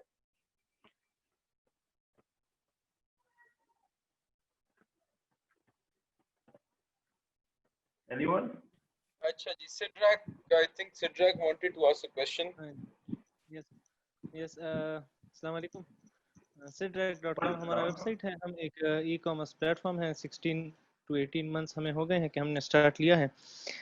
आपने इसके अंदर मार्केटिंग की बात की, तो हम भी मुख्तलिफ मीडियम्स पर मार्केटिंग कर रहे हैं, लेकिन गूगल पर तो हमें अच्छे रिजल्ट्स मिल रहे हैं वहाँ पर जो हम एड्स चलाते हैं, लेकिन सोशल मीडिया पर फेसबुक के ऊपर या इस तरह अगर हम कर रहे हैं तो उस पर उस तरह की रिस्पांस जो है वो हमें रिसीव नहीं हो रही। तो आपने जो मार्केटिंग की बात की और फिर बजट की बात की, तो मेरे ख्याल से हमारा भी बजट तकरीबन सिमिलर है आपके बजट के साथ जो उस वक्त था आपका। तो क्वेश्चन मेरा ये है कि आप किन मीडियम्स को फोकस करते थे और अपने मार्केटिंग बजट को किस तरह मैनेज करते थे, किन किन एरियाज में आप लोग इन्वेस्ट करते थे? तो देखिए, सबसे पहले ये जो मार्केटिंग के तरीकेकार है, ये ऐसा है कि आपको हर दिन, हर रोज, हर वीक आपको ये एक्सपेरिमेंट्स करने होते हैं बेस्ड ऑन, जो कि मेरी बड़ी रफ सी पर्सनल वो है, नंबर्स हैं, वो ये है कि जब कभी भी हम लोग 100 रुपीज स्पेंड करते हैं तो उसमें हम लोग तकरीबन 40 रुपीज हम लोग, या 40% जो है वो हम लोग करते हैं एक्सपेरिमेंट्स के ऊपर, और 60% जो है हम लोग उन एक्सपेरिमेंट्स की बेस पे जो सक्सेसफुल रिजल्ट निकलते हैं उसके ऊपर, उसकी बेस के ऊपर हम लोग अपने 60% बजट स्पेंड करते हैं। अब वो चाहे वो 100 रुपए का बजट हो या वो चाहे 1 लाख का बजट हो। तो जो हमारी विनिंग कैंपेन्स होती है, ये जो विनिंग प्लेटफॉर्म्स है, जैसे अब हमारे केस में इंस्टाग्राम और फेसबुक बड़े इफेक्टिव है। गूगल जब कभी भी हम लोगों ने ट्राई किया तो वो हमें उससे अच्छा रिजल्ट नहीं मिला, लेकिन ये जरूरी नहीं है, हर किसी का वो डिफरेंट प्रोडक्ट की बेस पे डिफरेंट चीजें आपके लिए ज्यादा अच्छी हो सकती हैं। तो मेरे हिसाब से जो कि आपने अपने एक्सपेरिमेंट आपको करना चाहिए गूगल के ऊपर, इंस्टाग्राम के ऊपर, फेसबुक के ऊपर। एक नहीं, 2 नहीं, 10-12 एक्सपेरिमेंट करने चाहिए आपको। बेशक छोटी अमाउंट की कैंपेन्स रन करनी चाहिए, और बेस्ड ऑन दैट अगर आपको फेसबुक से बिल्कुल अच्छा रिस्पॉन्स नहीं आ रहा, बिल्कुल बंद कर दें, नहीं करें। अगर आपको गूगल से अच्छा रिस्पॉन्स आ रहा है, उसके ऊपर अपने बजट को बेस्ड ऑन जो भी आप बैठ के आप हो गए, को फाउंडर साथ में हो गया कोई, या दूसरे जो कि बिजनेस में इन्वॉल्व हो गए, बेस्ड ऑन दैट अपनी मीटिंग करके बेस्ड ऑन व्हाटएवर आपकी जो आउटकम्स है उसके हिसाब से आप अपने बजट को एडजस्ट करें जितना कर सकते हैं। ये डिसाइड करते हैं कि कितना बढ़ाना है, कितना घटाना है, ये वो काफी फैक्टर्स इसके ऊपर डिपेंड करते हैं। ऐसे मेरे हिसाब से आपको शायद 10% पर मंथ बढ़ाना चाहिए। अगर उसके रिजल्ट आते हैं तो बहुत अच्छी बात है, लेकिन ये मैं कह रहा हूँ, at the end of the day ये मेरा बिजनेस नहीं है। जो फाइनल कॉल देनी है वो आपने देनी है, वो कैसे बढ़ाना है, कितना बढ़ाना है, किस मीडियम के ऊपर ज्यादा ध्यान देना है, ये अच्छे से आप डिसाइड कर पाएंगे। दूसरा एक क्वेश्चन सोशल मीडिया के ऊपर एंगेजमेंट के हवाले से आपका एक्सपीरियंस मैं जानना चाहूँगा कि पोस्ट, या एक तरफ से तो हम मतलब यह है कि पोस्ट वगैरह करते हैं रेगुलरली, डेली भी होते हैं, वीकली और मंथली कैंपेन्स भी होते हैं, पेड भी होते हैं, अनपेड भी होते हैं, लेकिन ये सोशल मीडिया पर एंगेजमेंट के हवाले से अगर कोई टिप हो कि मतलब उस पे लोग कमेंट्स और शेयर्स और लाइक्स जो है वो इंक्रीज हो सकें। अच्छा, टू बी वेरी ऑनेस्ट ना, हमें ना एंगेजमेंट ने कभी ऐसा फायदा नहीं दिया, क्योंकि हम बड़े स्ट्रिक्टली कंसर्न होते हैं रेवेन्यू के ऊपर, सेल के ऊपर। तो जो एंगेजमेंट एड्स हैं, मैं नवीद से कंफर्म भी कर लेता हूँ, हमारे जो कि एंगेजमेंट एड्स हैं वो हम कोशिश करते हैं कि बहुत अवॉइड करें। लास्ट टाइम जो एक्टिवली हम लोग एंगेजमेंट एड्स रन करते थे वो रन करते थे 2017 में, या टिल एंड ऑफ 17 में। 18 ऑनवर्ड्स हम लोगों ने बड़ी कोशिश की है कि हम उसको अवॉइड करें। ज्यादातर हमारे जो एड टू कार्ट टाइप के एड्स होते हैं, जो कि प्रोडक्ट्स की जो, या प्रोडक्ट जो हमारी वेबसाइट से पुल करके वो प्रोडक्ट्स डिस्प्ले करते हैं, तो हमारी केस में ज्यादा इफेक्टिव वो कैंपेन रही है। एंगेजमेंट इतनी, अदर देन कमेंट्स और लाइक्स, हमें रेवेन्यू कोई नहीं जनरेट करती देती वो।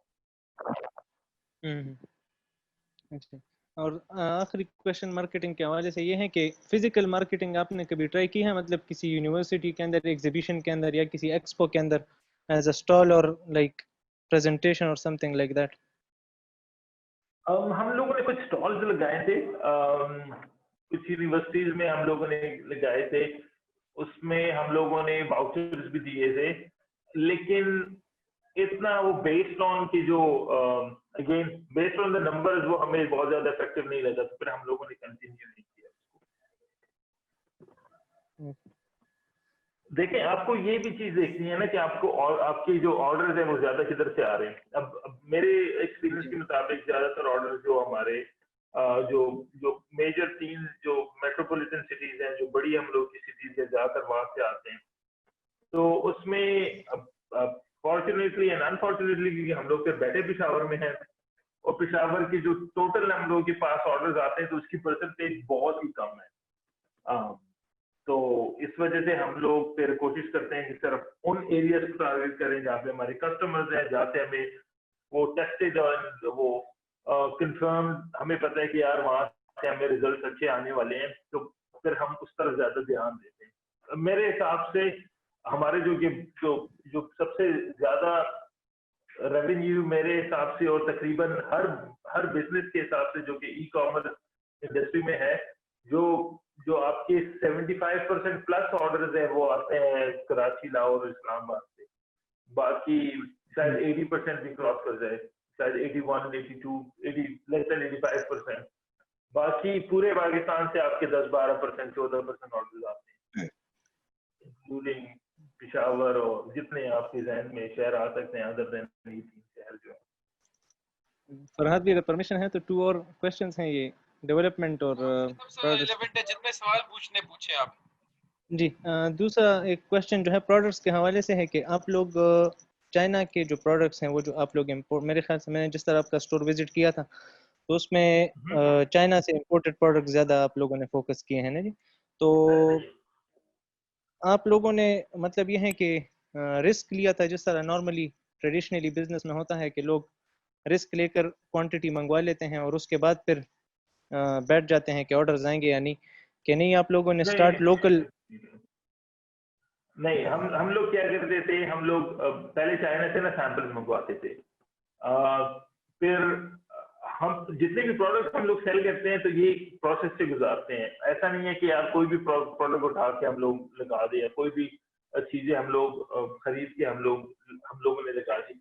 हम लोग हमेशा ऐसे करते थे कि जैसे हम लोग पावर बैंक लॉन्च कर रहे हैं तो हम जाके ना पावर बैंक देख लेते थे, एक एक सैंपल ले भी लेते थे। वो एक एक सैंपल ऐसा होता था कि यार जैक में था, यार अगर ये क्लिक नहीं कर पाया तो मुझे वैसी जरूरत है, तो ठीक है, या पड़ा रहे तो फिर ऑप्शन कर लीजिए। तो मैं ऐसे सैंपल प्रोडक्ट्स लाते थे, फिर उसके ऊपर हम लोगों की एक प्रोसेस होता था कि यार इसके ऊपर हमने ये ऐसे कैंपेन रन करनी है। लेट्स से 5000 का बजट हो गया, 4000 हो गया, 3000 हो गया, 10,000 हो गया, बेस्ड ऑन जो प्रोडक्ट कैटेगरी है हम लोग उसके ऊपर ना उसके लिए बजट एलोकेट करके उसके ऊपर हम लोग कैंपेन्स रन करते थे। अगर उसके हमारे पास एक सर्टेन रिजल्ट आते थे, अगर ये एक्स नंबर ऑफ सेल होती है, अगर x number of revenue generate होता है, तो ना ये प्रोडक्ट जो है ये क्वालिफाई कर जाती है, इसके ऊपर हम लोग काम करेंगे। अगर नहीं होती तो इसको हम लोग साइड पे करते थे। वो ज्यादा से ज्यादा एक नई प्रोडक्ट की लॉन्च में हमारा 4-5 हजार का लॉस हो जाता था, तो वो कोई लॉस नहीं है। वो मतलब अगर वो 5 में से एक प्रोडक्ट क्लिक कर जाती थी तो वो सारों का लॉस वो कवर कर जाती थी। तो ऐसा नहीं है कि वो हवा में तीर नहीं चलाते थे। बड़ा जो भी प्रोडक्ट लॉन्च करनी है पहले उसके पायलट्स बनाते थे, उसको रन करते थे, रिजल्ट आते थे। ये अभी हमारी साइट के ऊपर मुश्किल मेरे ख्याल में 5-6 कैटेगरीज की प्रोडक्ट्स ही होंगी, लेकिन ये 5-6 कैटेगरीज को फाइनल करते हुए मेरे ख्याल में हम लोग कोई 25-30 से ज्यादा कैटेगरीज के ऊपर एक्सपेरिमेंट कर चुके हैं, डिफरेंट प्रोडक्ट्स के ऊपर काम कर चुके हैं। तो उसमें जो सिर्फ विनिंग प्रोडक्ट आती थी उसी को हम लोग सेल करते हैं, फिर उन्हीं प्रोडक्ट्स को हम लोग बाय करते थे, उन्हीं प्रोडक्ट्स के ऊपर हम लोग इन्वेस्टमेंट करते थे। अच्छा, तो अगर पायलट टेस्टिंग के दौरान आपके ऊपर ऑर्डर्स इंक्रीज हो जाते थे तो फिर आप कस्टमर को मतलब ये है कि आउट ऑफ स्टॉक बताते थे, यानी आप लोग उनको किस तरह डील करते थे? फॉर एग्जांपल एक प्रोडक्ट है, मैंने वैसे ही लॉन्च कर दिया है, मेरे पास क्वांटिटी में इतना बड़ा नहीं है, लेकिन पायलट टेस्टिंग के दौरान ही क्वांटिटी मेरे पास एक पड़ी हुई है और ऑर्डर्स मेरे पास 20 आ गए, तो how can we manage that? देखिए, फिर सोल्यूशन निकालना होता है। अमूमन हम लोग ऐसे करते हैं कि जो प्रोडक्ट्स होती हैं अक्सर सप्लायर्स उसके अवेलेबल होते हैं, अगर वो यहाँ पे नहीं होते तो लाहौर में होते हैं। ऐसी प्रोडक्ट्स होती हैं कि जो हमें फिर ऑन डिमांड हम लोग मैनेज कर सकते हैं, अगर नहीं तो फिर बाय एयर आप चाइना से मंगवा सकते हैं। 2-4 दिन, हफ्ता, 10 दिन, इवन 2 वीक तक, इवन अगर पूरे महीने तक वो स्टार्ट के जो 20 कस्टमर्स हैं उनको प्रोडक्ट्स ना भी मिले तो कोई प्रॉब्लम नहीं है। देखिए, इस चीज से नहीं डरना कि अगर आपके 5-10 कस्टमर्स खराब हो जाते हैं, वो खराब नहीं होते। आप उनको, कस्टमर को कॉल करके आप एक्सक्यूज कर दे तो हर बंदा समझ सकता है, तो इसलिए कोई बड़ी प्रॉब्लम नहीं है। प्रॉब्लम इसलिए नहीं है कि अगर आपके 10 ऑर्डर खराब होते हैं और आप उसके बाद वो 10 ऑर्डर के बाद आप 1000 ऑर्डर डिलीवर कर पाते हो, तो ये आपके लिए बड़ा वर्क करती है, रादर देन वो 2-4 ऑर्डर या 5 ऑर्डर या 20 ऑर्डर। तो खैर ये बहुत ही इतना वो उसमें आज की सिचुएशन में पॉसिबल ही नहीं है कि आपके 20 ऑर्डर्स आ जाएं। ये 2-4 ऑर्डर्स वो बेस्ड ऑन जो आपके वो पर ऑर्डर कॉस्ट के बेस के ऊपर और एंगेजमेंट के बेस के ऊपर, क्लिक्स के बेस के ऊपर आपके पास बहुत जल्दी एक नंबर निकल आता है, तो वो 1-2 दिन में ही आपका टेस्ट रिजल्ट आ जाता है। तो इसके लिए मत परेशान हो कि यार कस्टमर ने ऑर्डर किया और मैंने भिजवाया नहीं है। अच्छी बात है कि आप 100% लोगों को सर्व करें, लेकिन अगर आप 99.0% लोगों को भी सर्व करते हैं ना, 1% थोड़ा सा हो जाए तो कोई नहीं, नया बिजनेस है, स्टार्टअप है, लोग समझते हैं, इसमें भी टेंशन नहीं। आखिरी ये है कि आपने जैसे बताया कि आपका बैकग्राउंड जो है वो डेवलपमेंट की फील्ड से है और सॉफ्टवेयर के साथ लिंक्ड है, तो आप लोग अभी भी मतलब ये है कि इन हाउस ही अपनी डेवलपमेंट करते हैं और या नहीं आउटसोर्स की है? सेकंड ये कि वर्डप्रेस है या मैजेंटो पे? ऑनेस्टली हम लोगों ने डेवलपमेंट लास्ट टाइम कब की थी, मेरे ख्याल में उसको भी कोई साल से ज्यादा हो गया, क्योंकि साइट है एक मतलब वो बना दी, उसमें ज्यादातर वो प्रोडक्ट्स ही चेंज करनी होती है। या हेलो जी जी आ रही है। अच्छा आवाज आ रही है, ये एक एयरफोन मेरा उसकी बैटरी खत्म हो गई है। अच्छा, अब प्रोडक्ट जो हम लोगों की है तो वो सॉरी जो वेबसाइट है हमारी वो डेवलप हुई थी तकरीबन कोई 1.5 साल पहले।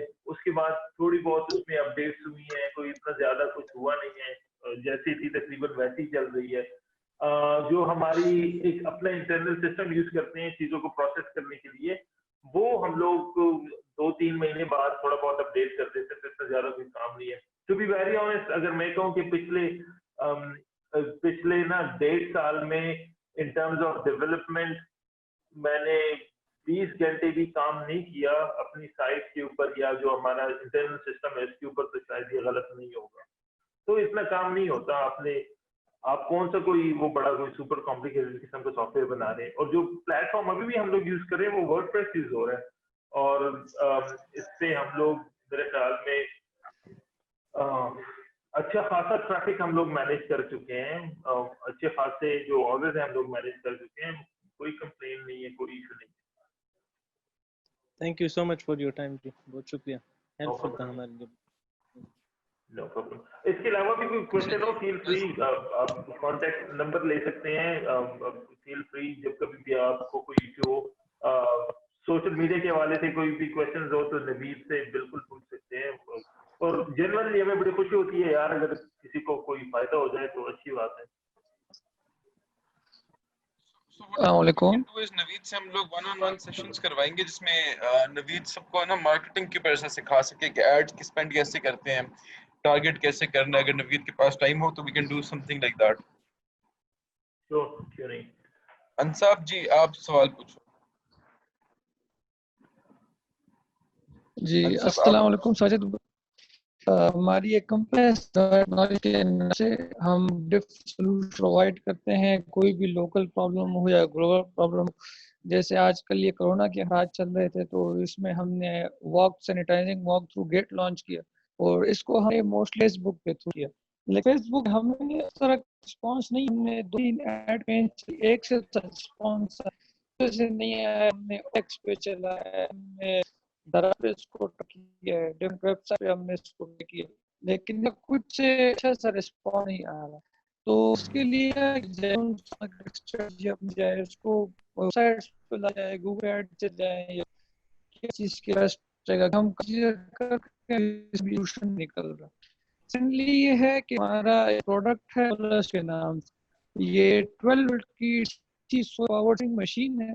हम ये से पहले सेल्स पीक पे अपने स्टार्ट होता है कि आप लोगों की सेल्स हो रही, इस तरह हम बहुत पी थी, लेकिन जैसे हमारा चाहे ये एक आध कुछ स्टोरेज हम हैं इसको हम बुक करें सिंगल कस्टमर पहुंच रहा है से साइड पे। उस थोड़ा रीजन है कि हमारा जो वेंडर है डिस्ट्रीब्यूटर है जिसको ये बेच आगे को सेल नहीं करा रहा, वो भी ये है कि उसका बाकी बहुत प्रोडक्ट में पैसा बंद है और हमारे प्रोडक्ट पे वो इतना ज़्यादा पैसा इन्वेस्ट नहीं करना चाहता। तो हम कहते हैं हम सिंगुलर एक एक प्रोडक्ट पे जाएं, जैसे फेसबुक के थ्रू मार्केटिंग करें। तो मैं ये पूछना चाहता हूँ कि अभी इसको हम बिल्कुल लेकिन इसमें एक इशू ये हमारे पास आता है कि जो हमारा कस्टमर है जो सिलाई मशीन वाला है वो ऐसे है कि वो बैकवर्ड एरिया से होना चाहिए, उसके पास घर में सोलर सिस्टम इंस्टॉल होना चाहिए या तो उसके पास कोई 12 वोल्ट का सेटअप होना चाहिए, तभी वो जाके हमारा प्रोडक्ट बाय कर सकते हैं। और वो कस्टमर मोस्टली कभी थोड़ा सा उसकी कुछ ना कुछ परसेंटेज फेसबुक पे है लेकिन कुछ इस पे नहीं है, तो इस चीज को कैसे टैकल किसी सोशल मीडिया थ्रू?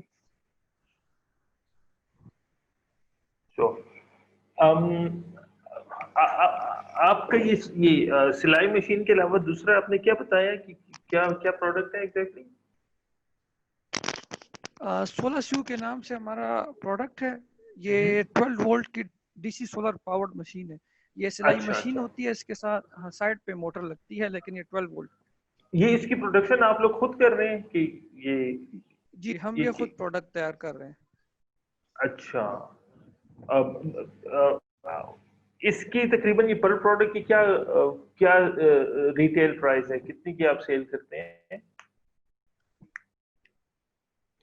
इसकी जो इसके पास हमारे दो वर्जन है, एक की रिटेल प्राइस 1200 है, उसकी तकरीबन इस तरह 900 होलसेल में हम बेचते हैं, रिटेल में 1200 की। और दूसरा जो हमारा इसका वर्जन है वो हम रिटेल में 1600 की बेचते हैं और अगर होलसेल में हो तो हम 1200 रुपए की। और इस पे प्रॉपर सिलाई हो सकती है कि जो आप बिल्कुल सिलाई कर? अच्छा। ये सिलाई मशीन के साथ एक साइड पे छोटी सी मोटर लगी होती है, वो असल में चलती है 220 वोल्ट पे, ये वाबडा की बिजली पे। तो अच्छा उसको जी। आप हटा के ये 12 वोल्ट की लगाते हैं, डायरेक्ट बैटरी के साथ चलती है। तो ऐसे अच्छा, इलाके जहाँ पे बिजली वगैरह नहीं होती, बिजली का काफी ज्यादा इशू होता है, तो ये उनके लिए काफी प्रेफरेबल होता है। अच्छा।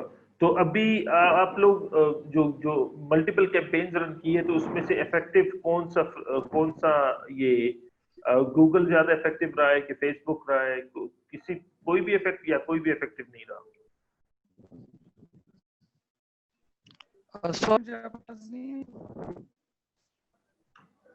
सॉरी? अब मैं क्वेश्चन रिपीट कर साजिद वो पूछ कह रहा आपको।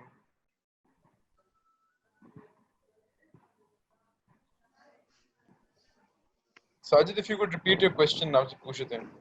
Sure sure sure. ये जो मुख्तलिफ प्लेटफॉर्म्स यूज कर रहे हैं आप, इसमें से इफेक्टिव कौन सा ज्यादा अब तक रहा है या कोई भी इफेक्टिव नहीं रहा?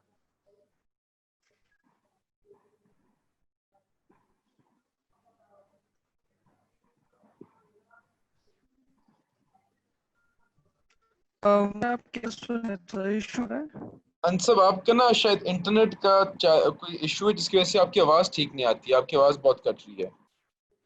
अच्छा, इनका ऐसा है यार फराद, मेरा एक दोस्त मैं है आपको जो बता कि दूं, देखो इनका मैं बताता हूँ आपको, मैं इनका प्रोडक्ट बताता हूँ। इनके दो प्रोडक्ट्स हैं। एक प्रोडक्ट है 16 स्यू के नाम से, जिसके अंदर इन लोगों ने जो डीसी मोटर के साथ इन लोगों ने उससे लगाई है, सिलाई की जो मशीन होती है उसको इन्हें सोलर कर दी है। वो जो अच्छा जी। कन्वर्जन किट है 1200 की बेचते हैं, और अगर ये होलसेल में बेचते तो 900 की बेचते हैं। दूसरा प्रोडक्ट है जो इन्हें कोरोना के जो कोविड-19 के टाइम पे बनाया है, जो वॉक गेट्स होते हैं, सैनिटाइजिंग गेट्स नहीं जो आजकल अच्छा आप जहाँ भी जाते जी हो जी, उसमें आपको बिल्कुल स्प्रे करते हैं। बिल्कुल तो उसके लोगों ने 2 से 3 वेरिएशंस बनाई है जो कि प्राइस के ऊपर वेरी करती हैं। एक जो है वो सिर्फ किट बेचते हैं, एक किट के अलावा फिर ये लोग बेचते हैं लो लेवल के ऊपर वो है सिंपल किट लगा के देते हैं लोहे के फ्रेम के अंदर, जो कि इतना अपीलिंग है देखने के लिए। और फिर इसका जो सबसे अच्छा वाला है वो पूरा वो डब्बा बना हुआ, वो जो नखरे शखरे के साथ, that is a little more expensive as well. तो दूसरा जो प्रोडक्ट है उसके अंदर 3 डिफरेंट वेरिएशंस रखी हैं। अच्छा, इनके लिए तो बेस्ट ये है कि यार इसकी एक अच्छी सी वीडियो बनाएं 30 सेकंड्स की और उसको रन करें। जब कभी भी आपकी ये कोरोना जो गेट्स है इसकी बात कर रहा हूँ, जो जब कभी भी हमारी वीडियो कैंपेन्स बनती हैं तो उसका रिजल्ट तकरीबन 4 टाइम्स ज्यादा बेहतर होता है। तो इनको वीडियो थोड़ी सी बनानी चाहिए। बेशक आप लोगों से हेल्प ले लें या किसी को देख लें कि जो बेशक पिक्चर्स को इकट्ठी कर लें, कुछ इसी तरीके से बना लें, क्योंकि इनकी प्रोडक्ट ऐसी है कि ये मतलब जैसे ई कॉमर्स में प्रॉब्लम ये है कि हर बार आपकी नई नई प्रोडक्ट्स होती हैं, तो इनकी एक बार इन्वेस्टमेंट होनी है इन प्रोडक्ट्स के ऊपर, इसकी अच्छी सी वो वीडियो बनाएं, उसके ऊपर कैंपेन रन करें। 30 सेकंड से ये होगा कि इंस्टाग्राम के ऊपर भी रन हो सकेगा और ये दूसरी जगहों पे भी रन हो सकेगा। और आई एम श्योर कि इसके ऑर्डर्स इवन ये जो सीइंग मशीन ये बता रहे हैं उसके भी अच्छे खासे ऑर्डर्स आने, क्योंकि हम लोग की कुछ कैंपेन्स रन हुई थी, जो चाइना मेड जो सीइंग मशीन थी वो अजीब सी, उसकी इतनी कोई सेल होती थी।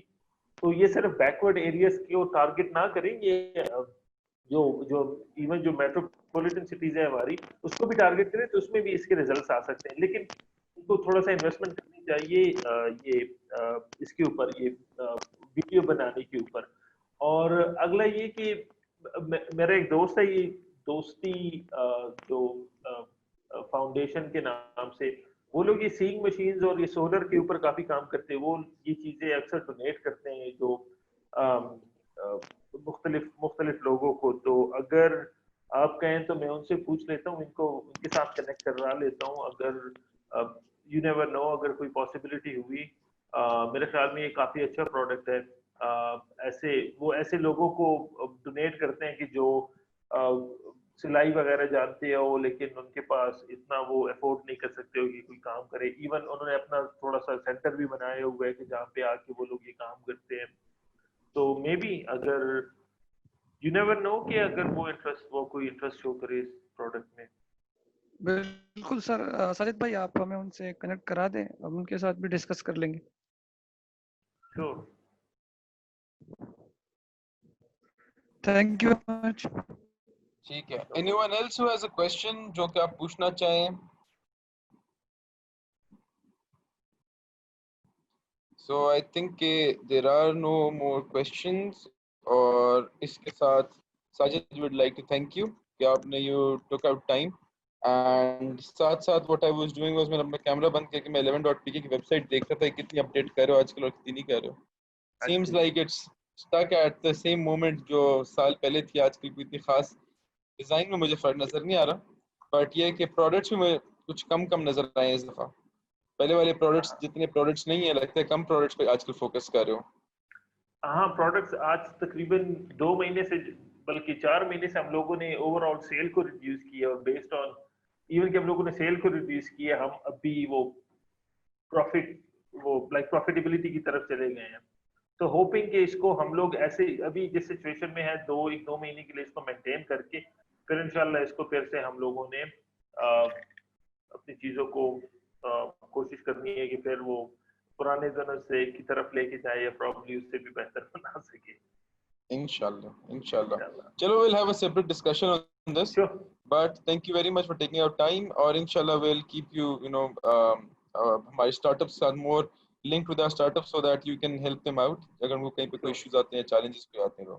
ये सोशल मीडिया की जिनके ज्यादातर क्वेश्चंस हैं या इश्यूज हैं, तो आई वुड रियली लाइक कि आप ये नवीद के साथ कोई सेशन सेटअप करें, क्योंकि वो काफी मेरे ख्याल में काफी इफेक्टिव है इन चीजों में, और शायद डेफिनेटली हम करेंगे करा सकते हैं किसी न किसी तरीके से।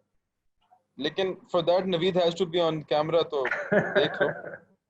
आई leave it to your expertise, वो आप मैनेज। ठीक है, thank you so much, thank you, अपना ख्याल रखो, अल्लाह हाफिज़। अस्सलाम वालेकुम, अल्लाह हाफिज़।